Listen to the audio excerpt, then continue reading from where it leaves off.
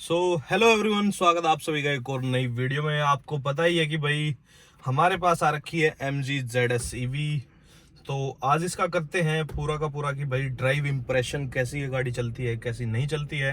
Highway का करेंगे और बाकी जो है पहाड़ों का भी आपको इसका ड्राइविंग एक्सपीरियंस देंगे, जो कि आपको इसी वीडियो में बाद में मिल जाएगा। जो कि अभी हम पहाड़ों की तरफ ही हमारा रूट हो रखा है, तो उसका भी जो है आपको एक्सपीरियंस देंगे। तो अभी चलते हैं इस गाड़ी को लेकर के अपना हाईवे की तरफ कि भाई कैसे ये परफॉर्म करती है कैसी नहीं करती है।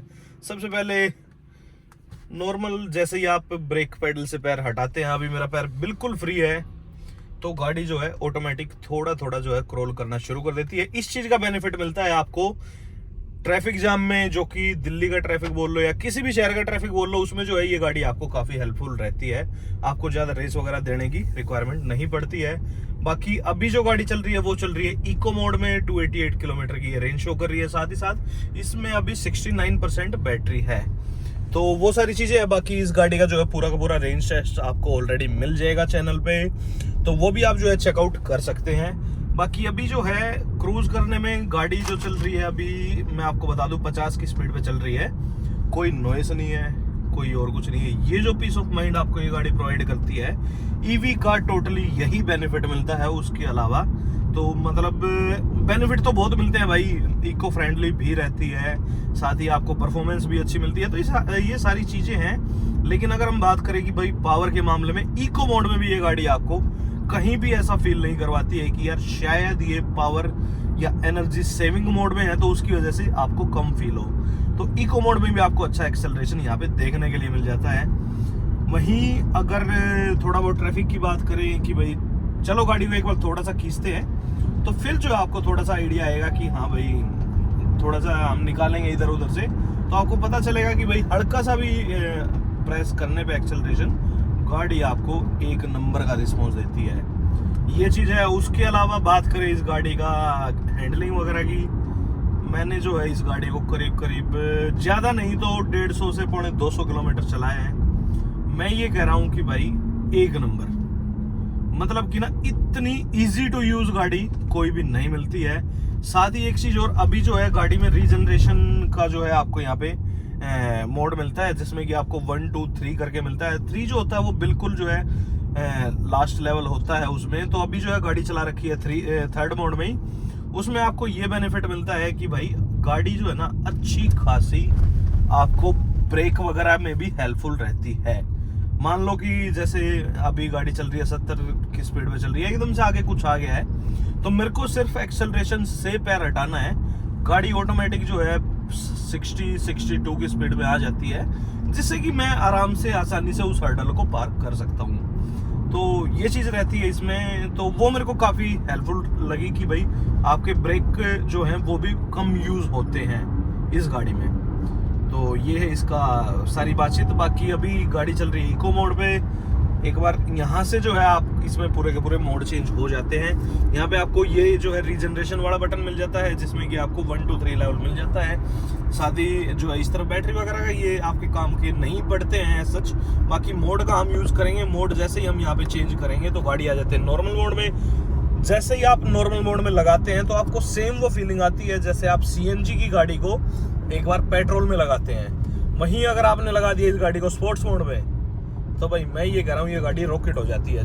ये देखो स्पोर्ट्स मोड में गाड़ी क्या खिंच रही है भाई साहब, मतलब आपको पता नहीं चलेगा कि कितनी हाई स्पीड पे ये चली जाती है। लेकिन हम इसको स्पोर्ट्स मोड में नहीं चलाएंगे, हम चलाएंगे भाई इसको इको मोड में। उसमें आपको अच्छी रेंज मिलेगी, अच्छी पावर मिलेगी, डिसेंट सी पावर मिलती है। मतलब अगर आप पेट्रोल से, डीजल से या CNG से EV व्हीकल पे शिफ्ट हो रहे हो, तो मैं आपको ये बोल सकता हूँ कि भाई इंप्रेसिव पावर आपको यहाँ पे इको मोड में मिलेगी।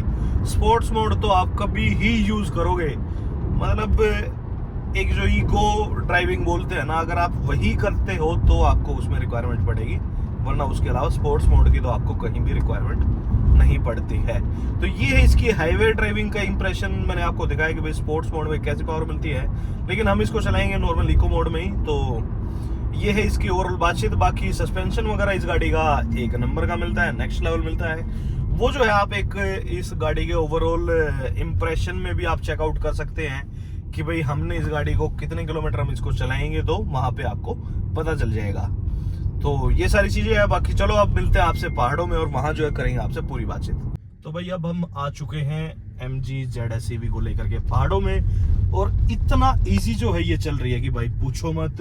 और साथ ही अभी हम डाउनहिल जा रहे हैं, तो ये गाड़ी रीजनरेशन कर रही है। आप यहाँ पे चेकआउट कर सकते हैं कि भाई -15 -20% जो है ये गाड़ी रीजनरेशन कर रही है, जो कि सेंटर में आपको इससे भी पता चलेगा कि भाई यहाँ पे अभी जो है बैटरी चार्ज हो रही है। और एक चीज और, अभी 36% बैटरी है, तो ये भी मैं आपको दिखा दूंगा जब हम बिल्कुल प्लेन एरिया में आ जाएंगे कि भाई कितना ये गाड़ी चार्ज हुई और कितना चार्ज नहीं हुई है हमारे डाउन हिल आने से। बाकी एज सच अभी तक कोई भी हैंडलिंग वगैरह में इस टाइप से कोई भी इशू यहाँ पे नहीं मिल रहा है। और रीजनरेशन 3 ये लेवल पे चल रही है ना, तो मेरे को इस गाड़ी में ब्रेक का तो बिल्कुल भी यूज नहीं करना पड़ रहा है। थोड़ा सा जैसे ही डाउन हिल आता है और ऐसा लगता है कि भाई ब्रेक की रिक्वायरमेंट है, आप एक्सेलरेशन पेडल से जो है पैर हटा लो, गाड़ी ऑटोमेटिक जो है ब्रेक लगाना शुरू कर देती है। और उसका जो बेनिफिट मिलता है वो मिलता है फिर पावर रीजनरेशन के साथ। तो ये काफी अच्छी चीज यहाँ पे मिलती है। साथ ही अब ये कर्व्स वगैरह आपको यहाँ पे पूरे मिलते हैं पहाड़ों में, कोई बॉडी रोल नहीं मिलता है, कोई भी किसी भी टाइप का जो है आपको यहाँ पे हैंडलिंग के साथ भी इशू नहीं है। एक्यूरेट जो है हैंडलिंग आपको यहाँ पे फील होती है, जो मतलब स्टीयरिंग का रिस्पॉन्स है नेक्स्ट लेवल। आप थोड़ा सा घुमाएंगे, थोड़ा सा ही रिस्पॉन्स मिलेगा। आप इसको ज्यादा घुमाएंगे तो आपको पूरा का पूरा एकदम से ये आपको मतलब काट देती है। तो ये चीज है इसका पहाड़ों में। बाकी सिटी ट्रैफिक का आपने देख ही लिया होगा कि भाई कैसी ये सिटी ट्रैफिक में चल रही है और कैसी नहीं चल रही है। सेम चीज जो है आपको यहाँ पे पहाड़ों में मिल जाती है। अच्छा, ये भी जो है प्लेन रोड्स हैं, कोई इशू नहीं है। तो अंदर बैठने के बाद आपको बिल्कुल भी पता नहीं चलता है कि भाई गाड़ी कोई शोर शराबा, मतलब कि यार ये चीज मेरे को काफी अच्छी लगी कि भाई आप पहाड़ों में आते हैं किस लिए, कि भाई पीस ऑफ माइंड के लिए, कि आपको यार शांति चाहिए। वहां आप अपनी जो है पेट्रोल डीजल गाड़ियां लेके आ जाते हैं, तो पहाड़ों में चढ़ाई के टाइम पे जो है गाड़ियों का काफी दम लगता है। तो ईवी में एज सच कोई इस टाइप का इशू नहीं आपको फील होता है, जिसकी वजह से आपको थोड़ा सा कंफर्ट लेवल और जो आप ड्राइविंग के टाइम पे जो फटीग होती है वो आपकी बिल्कुल कम हो जाती है।